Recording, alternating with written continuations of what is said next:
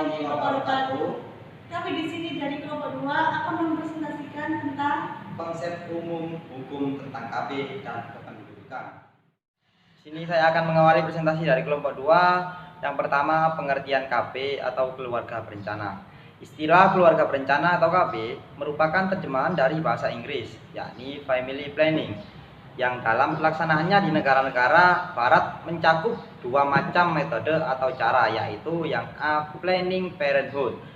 Pelaksanaannya metode ini menitik beratkan tanggung jawab kedua orang tua untuk membentuk kehidupan rumah tangga yang aman, tentram, damai, sejahtera, dan bahagia. Walaupun bukan dengan jalan membatasi jumlah anggota keluarga, hal ini lebih mendekati istilah bahasa Arab tanzimul nasli atau mengatur keturunan. Yang B, birth control. Menerapkan metode ini menekankan jumlah anak atau menjarangkan kelahiran sesuai dengan situasi dan kondisi suami istri. Hal ini lebih mirip dengan bahasa Arab atau tahdinul nasli, yakni membatasi keturunan. Tetapi dalam prakteknya di negara barat, cara ini juga membolehkan pengguguran kandungan atau aborsi, pemandulan, infantilasi, dan pembujangan atau at-tabutulu. Untuk menjelaskan pengertian keluarga berencana di Indonesia, maka penulis mengemukakannya dengan pengertian umum dan khusus, yaitu yang A, pengertian umum keluarga berencana ialah suatu usaha yang mengatur banyaknya jumlah kelahiran sedemikian rupa sehingga bagi ibu maupun bayinya dan bagi ayah serta keluarganya atau masyarakat yang bersangkutan tidak menimbulkan kerugian sebagai akibat langsung dari kelahiran tersebut. Yang B, pengertian khusus. Keluarga berencana dalam kehidupan sehari-hari berkisar pada pencegahan konsepsi atau pencegahan terjadinya pembuahan atau pencegahan pertemuan antara sel mani dari laki-laki dan sel telur dari perempuan. Sekitar persetubuhan. Dari pengertian di atas dapat dikatakan bahwa keluarga berencana adalah istilah yang resmi digunakan di Indonesia terhadap usaha-usaha untuk mencapai kesejahteraan dan kebahagiaan keluarga. Dengan menerima dan mempraktekkan gagasan keluarga kecil yang potensial dan bahagia, di mana pasangan suami istri yang mempunyai perencanaan yang konkret mengenai kapan anaknya diharapkan lahir, agar setiap anaknya lahir disambut dengan rasa gembira dan syukur, dan merencanakan berapa anak yang dicita-citakan yang disesuaikan dengan kemampuannya dan situasi kondisi masyarakat dan negaranya. Yang kedua, kependudukan. Pertumbuhan dan perkembangan kehidupan umat manusia di muka bumi ini menunjukkan bahwa seiring berjalannya waktu, manusia akan menghadapi keadaan yang terus berbeda, dimulai dari segi sosiologi, norma hidup manusia, keilmuan teknologi, dan perubahan lainnya. Perubahan ini menunjukkan bahwa semakin berkembangnya manusia, maka diperlukannya pula sikap yang usaha bagaimana cara menghadapinya dan mencari solusinya. Melihat kejadian-kejadian yang terjadi terhadap perkembangan sekarang ini, terutama sektor pertumbuhan penduduk yang terjadi di negara kita, Indonesia semakin lama semakin menunjukkan pertumbuhan dari jumlah penduduk yang begitu cepat. Hal ini merupakan salah satu akibat semakin berkembangnya manusia, maka berkembangnya pada sektor-sektor yang lainnya. Apalagi negara kita adalah negara yang berkembang yang masih dalam proses menuju negara yang mandiri. Dari hal pertumbuhan penduduk yang begitu cepat mengakibatkan peningkatan perekonomian negara. Sedangkan yang kita ketahui saat ini bahwa negara kita sedang dalam keadaan krisis ekonomi. Lapangan pekerjaan sangat dibutuhkan, sedang masyarakat terus berkembang jumlahnya. Sandang, pangan, dan papan pun menjadi kebutuhan mendesak, sedang kita pun masih mengimpor kebutuhan tersebut dari negara lain. Kesehatan pun ikut menjadi bagian yang diperlukan, sedang masyarakat miskin tak mampu menjalankan. Kesemua itu adalah fenomena kehidupan yang dialami negara kita, bahwa kebutuhan kesejahteraan dan peningkatan kualitas bangsa ini disesuaikan oleh laju pertumbuhan penduduk. Oleh karenanya, jikalau hal tersebut di atas tidak segera ditanggulangi dan dicarikan solusi, maka akan berpengaruh negatif terhadap pembangunan nasional karena pemerintah bisa kewalahan menyediakan sarana perekonomian, fasilitas kesehatan, sarana pendidikan, tempat wisata, dan sebagainya. Menjadi tanggung jawab Kementerian Kesejahteraan Rakyat sebagai pemerintah yang mengelola laju pertumbuhan rakyat, dan kita bersama sebagai masyarakat wajib dan sadar akan apa yang telah kita alami agar ikut berpartisipasi menjalankan aturannya. Oke, selanjutnya yang B, tujuan program KB. Program KB memiliki banyak tujuan, khususnya program KB yang ada di Indonesia.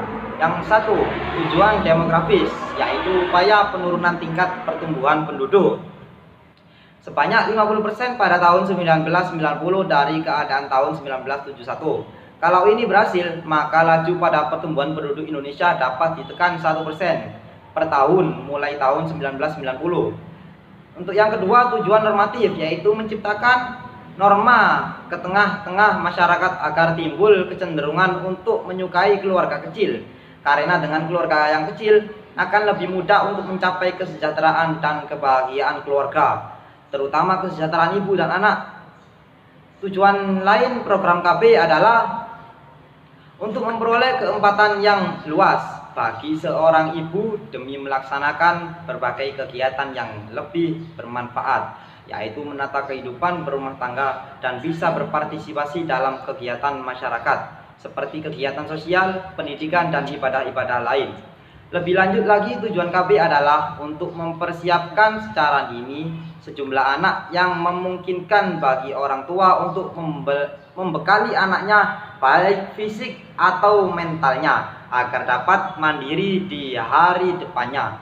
Tujuan ini akan lebih mudah dicapai apabila suatu keluarga relatif kecil yang secara ekonomis lebih mudah dijangkau dan secara psikologis akan ada ketenaga dalam keluarga.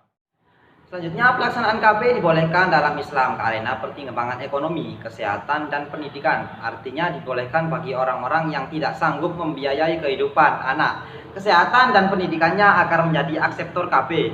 Bahkan menjadi dosa baginya jikalau ia melahirkan anak yang tidak terurusi masa depannya, yang akhirnya menjadi beban dan berat bagi masyarakat karena orang tuanya tidak menyanggupi biaya hidupnya, kesehatan, dan pendidikannya. Hal ini didasarkan pada sebuah ayat Al-Quran yang berbunyi yang artinya hendaklah orang-orang takut kepada Allah bila seandainya mereka meninggalkan anak-anaknya yang dalam keadaan lemah, yang mereka khawatirkan terhadap kesejahteraan mereka. Oleh sebab itu hendaklah mereka bertakwa kepada Allah dan mengucapkan perkataan yang benar. Ayat ini menerangkan bahwa kelemahan ekonomi, kurang stabilnya kondisi kesehatan fisik, dan kelemahannya inteligensi anak akibat kekurangan makanan yang bergizi menjadi tanggung jawab kedua orang tuanya. Maka disinilah peranan KB untuk membantu orang-orang yang tidak dapat menyanggupi hal tersebut agar tidak berdosa di kemudian harinya bila meninggalkan keturunannya. Yang C, segi-segi positif atau negatif KB dan macam-macam alat KB. Yang nomor 1, segi positif, dengan pelaksanaan program keluarga berencana diharapkan jumlah pendudukan dapat diatur untuk meningkatkan kesejahteraan bangsa dan untuk mencegah terjadinya bencana sosial, pengangguran, kriminalitas, dan kecelakaan lalu lintas semakin meningkat. Selain itu, sebuah keluarga juga bisa memberi jarak atau masa senggang terhadap kehamilannya sehingga tidak terjadi kelahiran anak yang tidak diinginkan oleh orang tuanya, dan orang tua pun bisa lebih tekun dan banyak waktu untuk mengurus anaknya, dan juga bisa lebih memantau dengan baik pada pendidikan anak. Untuk yang kedua, segi negatif KB. Segi negatif KB karena terkadang orang yang melakukan tindakan KB yang cukup lama sehingga dapat membuat kandungan kering dan panas akibat obat-obat KB yang telah dikonsumsi, sehingga terjadi kemandulan terhadap seorang wanita. Selain itu, juga sejak ada program KB melalui berbagai alat kontrasepsi yang sudah beredar di seluruh penjuru pada saat ini, tidak hanya orang yang sudah berumah tangga saja yang menggunakan alat tersebut, tetapi banyak terjadi pada kalangan remaja yang menyalahgunakan alat atau program tersebut, sehingga terjadi pemaksiatan di mana-mana terhadap orang-orang yang ahli maksiat, pada khususnya ahli zina. Mereka memiliki banyak peluang untuk melakukan perzinahan di mana saja karena begitu mudah saat ini bagi mereka untuk mendapatkan barang tersebut. Mereka berpikir setelah mereka menggunakan alat kontrasepsi untuk mencegah kehamilan, maka tidak akan terjadi kehamilan pada dirinya, sehingga mereka leluasa dalam melakukan kemaksiatan di lain waktu dengan menggunakan alat tersebut. Untuk yang ketiga, macam-macam alat kontrasepsi. Mengenai alat kontrasepsi yang sering digunakan ber-KB, ada yang dibolehkan dan ada pula yang diharamkan dalam Islam. Selanjutnya, alat kontrasepsi yang dibolehkan adalah untuk yang A, pil berupa tablet yang berisi bahan progesterin dan progesteron yang bekerja dalam tubuh wanita untuk mencegah terjadinya ovulasi dan melakukan pertumbuhan pada endometrium. B, suntikan, yaitu menginjeksikan cairan ke dalam tubuh wanita yang dikenal dengan cairan Depo-Provera, Neden, dan Noristerat. Cara kerjanya yaitu menghalangi cara terjadinya ovulasi, menipiskan endometrin sehingga nidasi tidak mungkin terjadi. Untuk yang C, susuk KB, yaitu berupa levemogrestrel, terdiri dari 6 kapsul yang diinsersikan di bawah kulit lengan bagian dalam kira-kira 6-10 cm dari lipatan siku. Cara kerjanya kontraindikasi dan efek sampingnya sama dengan suntikan. Dan alat-alat kontrasepsi yang lainnya seperti kondom, diafragma, tablet vagina, coitus interruptus, dan akhir-akhir ini ada semacam jenis tisu yang dimasukkan ke dalam vagina, dan ada pula beberapa kontrasepsi yang bersifat tradisional seperti jamu-jamuan, urut, dan sebagainya. Cara ini disepakati oleh ulama Islam bahwa boleh digunakan berdasarkan dengan cara yang telah dipraktekkan oleh para sahabat Nabi semenjak beliau masih hidup. Sedangkan alat kontrasepsi yang dilarang dalam Islam adalah program alat kontrasepsi mantap atau kontap. Yang dimaksud dengan kontrasepsi mantap atau kontap pria atau wanita ialah sterilisasi, baik bagi pria dengan cara memotong saluran sperma kurang lebih 2 cm dan kedua ujungnya diikat dengan benang sutra. Dan operasi kecil ini disebut vasektomi maupun sterilisasi bagi wanita dengan cara memotong saluran telur atau tuba fallopi dan kedua ujungnya diikat dengan pemasangan cincin, dan operasi ini disebut dengan tubektomi. Selanjutnya yang D, manfaat utama program keluarga berencana. Program keluarga berencana atau KB dirumuskan sebagai upaya peningkatan kepedulian dan peran serta masyarakat melalui batas usia perkawinan, pengaturan kelahiran, dan pembinaan ketahanan keluarga, peningkatan kesejahteraan keluarga. Untuk mewujudkan norma keluarga kecil, bahagia, dan sejahtera, dalam ajaran Islam dikenal dengan keluarga sakinah, mawadah, warahmah. Dengan mengikuti peran KB sesuai anjuran pemerintah, para ekseptor akan mendapatkan 3 manfaat utama optimal, baik untuk ibu, anak, dan keluarga. Yang pertama, manfaat untuk ibu. 1. Mencegah kehamilan yang tidak diinginkan. 2. Mencegah setidaknya 1 dari 4 kematian ibu. 3. Menjaga kesehatan ibu. 4. Merencanakan kehamilan lebih terprogram. Yang kedua, manfaat untuk anak. Yang pertama, mengurangi resiko kematian bayi. 2. Meningkatkan kesehatan bayi. 3. Mencegah bayi kekurangan gizi. 4. Tumbuh kembang bayi lebih terjamin. 5. Kebutuhan ASI eksklusif selama 6 bulan relatif dapat terpenuhi. 7. Mendapatkan kualitas kasih sayang yang lebih maksimal. Yang ketiga, manfaat untuk keluarga. Yang pertama, meningkatkan kesejahteraan keluarga. Kedua, harmonisasi keluarga lebih terjaga. 3. Meningkatkan kebahagiaan keluarga. Dan selanjutnya, E. Dasar hukum yang memperbolehkan dan melarang KB. Hukum Islam ada 2 macam, yaitu hukum qot'i dan ijtihad. Hukum qot'i ialah hukum Islam yang ditetapkan nas dan dalam Al-Quran dan hadis Nabi yang qot'i dilalahnya, atau sudah pasti dan jelas dipertunjukkan pada hukum satu masalah, misalnya hukum zina. Hukum ijtihad ialah hukum Islam yang sudah ditetapkan berdasarkan ijtihad, karena tiadanya nas Al-Quran dan Sunnah, atau ada nas tapi tidak qati dilalahnya, misalnya hukum mubah atau boleh berkabeh. Hukum ijtihad ini bisa berubah, itu berdasarkan kaidah-kaidah hukum Islam yang telah disepakati oleh semua fuqaha atau ahli fikih dan usuluddin atau ahli usul fikih, yang diantaranya adalah hukum itu berputar bersama ilat ya, atau alasan yang menyebabkan alasan hukum tersebut ada atau tidak adanya. Adapun hukum dasar dibolehkan KB dalam Islam menurut dalil akli adalah karena pertimbangan kesejahteraan penduduk yang didiam-diamkan oleh bangsa dan negara. Sebab kalau pemerintah tidak melaksanakannya, maka keadaan masyarakat di masa datang dapat menderita.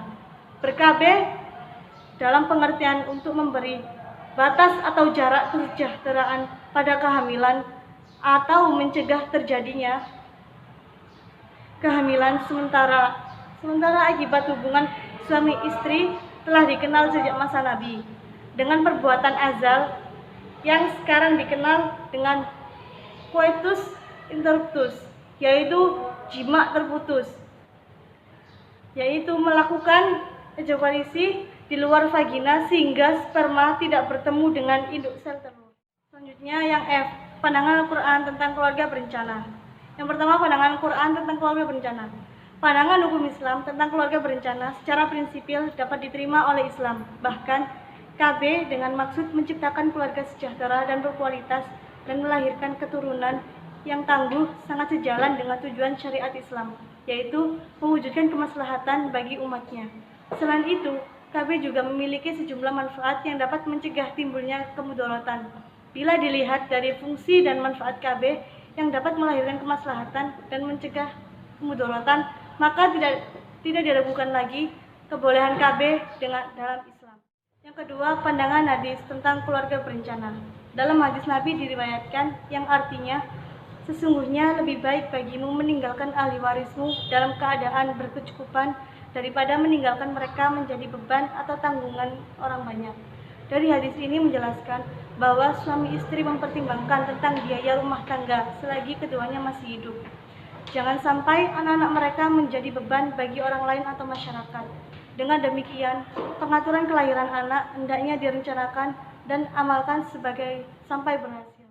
Yang ketiga, menurut pandangan ulama, para ulama yang membolehkan KB sepakat bahwa KB atau keluarga berencana yang dibolehkan syariat adalah suatu usaha pengaturan atau penjarangan kelahiran atau usaha pencegahan kehamilan sementara atas kesepakatan suami istri karena situasi dan kondisi tertentu untuk kepentingan atau maslahat keluarga.